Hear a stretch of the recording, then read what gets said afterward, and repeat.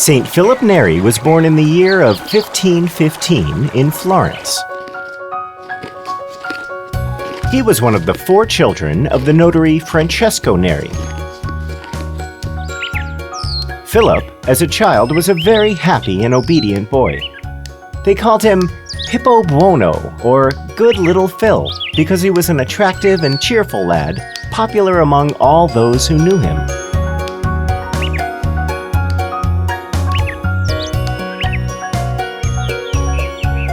When he turned 18, his father sent him to his uncle, who was living in San Germano.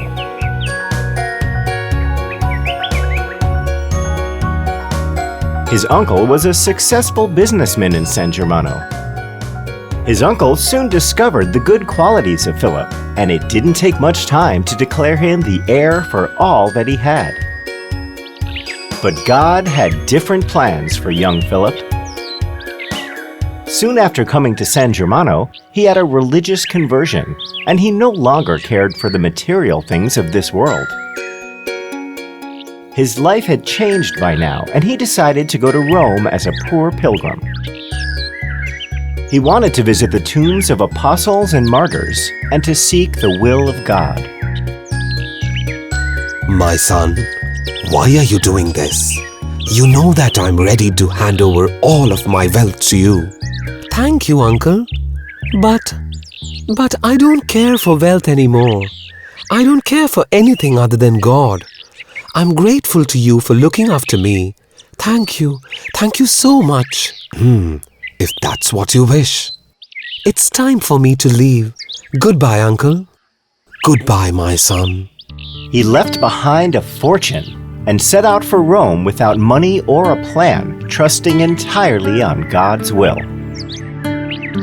Philip arrived in Rome in 1533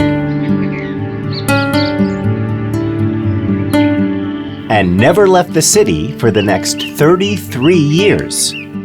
It was here that he spent most of his life pursuing God.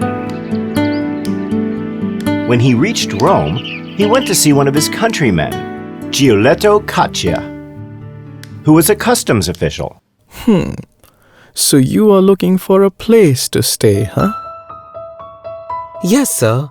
It would be great if you can offer me a small room or even an attic will do. I like you, young man. And yes, I can offer you the attic to stay. But how are you going to pay me?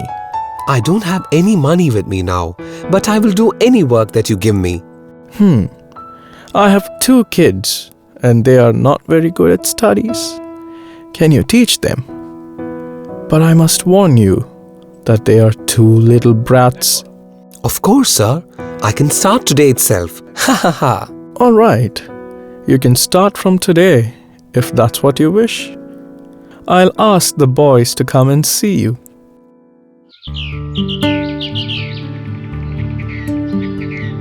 He took care of his little children, and he taught them just letters and numbers. He also taught them virtuous ways, modesty, and many other things that soon they became little angels. Philip really had a talent in bringing out the best in people around him.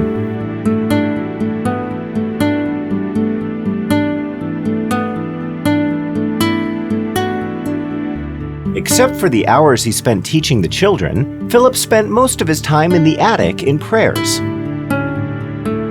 He didn't eat much either. He had frugal meals of bread and water. It was a period of intense preparation for him. After a while, he started taking courses on philosophy and theology at the St. Augustine Monastery. He worked so hard for 3 years, and he was considered a promising scholar. Then, quite suddenly, Philip had a change of heart, and he put an end to his classes and studies.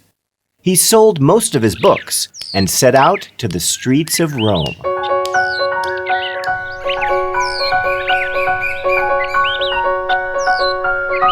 It was a time when Christianity was at its lowest ebb in Rome. The churches were in a state of despair, and they seldom held the Mass. people were neglected, and it was no wonder that the cynicism and disbelief spread among the people. To fill the people with new spirit, Philip set out in his mission of re-evangelizing the people of Rome. Well, brother, are you ready to do something good? What? I'm Philip, and I want to know if you're ready to do something good. What good are you talking of, mister? Oh, there are lots and lots of good things you could do. Come with me, and I will show you. You're wasting my time. It's all right. Tell me when you're ready. I'll be here in the streets. Hello, brother. Are you ready to do something good today? Sorry, I'm in a hurry. No problem. Good day to you, sir. He always asked this same question to anyone he met on the streets. His warm friendliness and lively sense of humor soon got a response from the people. When someone said yes, he would lose no time in converting good intentions into actions. Sometimes he took the people to hospitals for waiting on sick patients. And sometimes he took them to pray in the 7 churches, which was his favorite.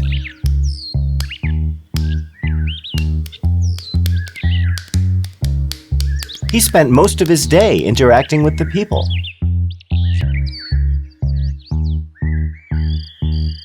But during the night, he would retire to solitude, practicing spiritual exercises. This way, he gathered enough strength for another day's work. One day, on the eve of Pentecost in 1544, he was praying to one of the grottos along the Appian Way. It was here that he experienced one of the greatest miracles in his life. While he was praying, he saw what appeared to be a ball of fire.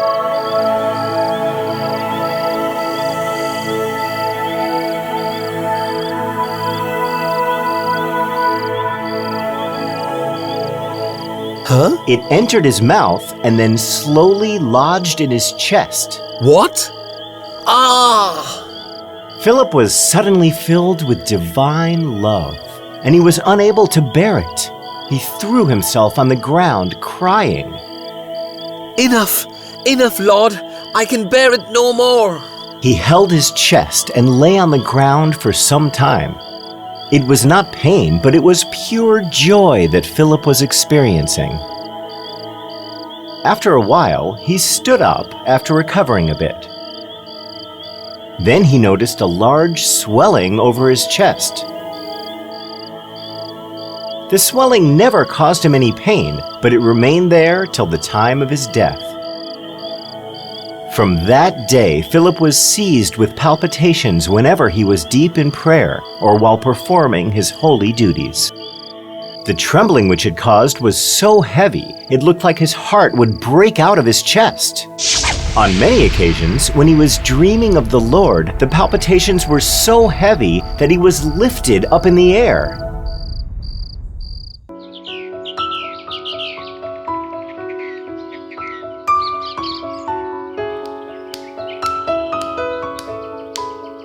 Hello, can I help you? Oh, thank you. It would be great if you can help me walk a bit. That would be my pleasure. Come on, hold my hand. Philip had been carrying out his informal mission of helping the poor and needy, especially the pilgrims.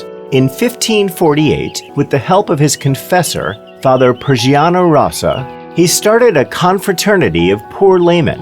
It was also during that time that led to the building of the famous hospital Santa Trinita. By the time Philip turned 34, he had accomplished a great deal. On May 23, 1551, Philip was ordained as a priest. He then went to live with Father Rossa in San Girolamo, and he carried on with his mission mainly through the confessional. Starting before daybreak and continuing for hour after hour, he sat in the tribunal of penance. Men and women of all ages and ranks flocked to him. Sometimes he did informal discussions with those who desired to lead a better life.